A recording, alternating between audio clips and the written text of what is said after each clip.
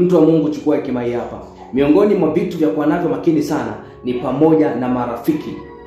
Marafiki, hasa marafiki wenye roho ya Delila. Tunaona kwamba Delila alikuwa hampendi Samson kwa dhati, bali alitaka siri yake ili amwangamize. Kwa hiyo wapo marafiki pia ambao wanakuja kwa upendo wa uongo, wanakuja kwa ukaribu, wanajifanya kwamba ni marafiki wetu wa kweli kweli, lakini lengo lao ni kupata siri zetu na ili watu wapate kujua siri zetu ili wapeleke kwa maadui zetu. Maadui zetu wapate kutumaliza. Ndio maana wapo watu ambao walipotoa siri kwa marafiki zao, biashara zao zikaribika, ndoa zao zikavunjika, wakafeli mitihani yao, mambo yao yakavurugika, kila kitu kikaribika kabisa.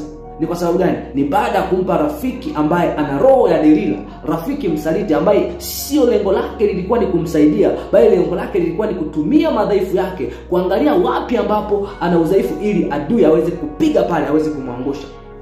Lakini Mungu anatupa hekima kutambua na kutoshirikisha moyo au mambo yetu ya siri kwa kila mtu. Habari hii tunazipata kwenye kitabu cha Waamuzi. Ukisoma Waamuzi sura ya 16 mstari wa 18, tunaona Biblia inasema kwamba Delila alipoona kuwa amemweleza moyo wake wote, akatuma watu na kuwaita wakuu wa Wafilisti, akasema, haya kueni tena wakati huu, kwa kuwa amenieleza moyo wake wote. Baada ya kuwa Samson amefunguka siri zake zote za moyo wake, Delila anapeleka kwenye kambi ya maadui kwamba tayari siri yake iko 1, 2, 3.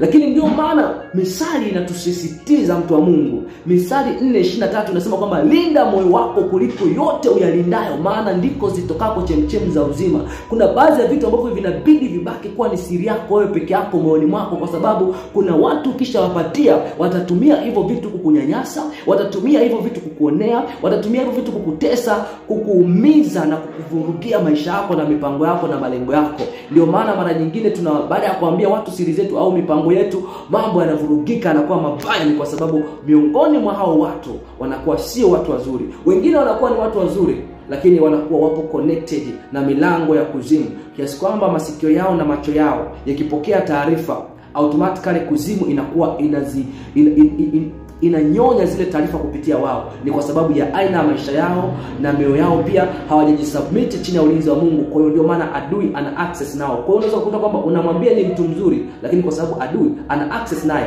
anapata taarifa zote kupitia huyo mtu. Bwana Yesu asifiwe sana. Omba na mimi, mtu wa Mungu. Sema, Bwana Mungu, nifunulie marafiki wa kweli na wa uongo.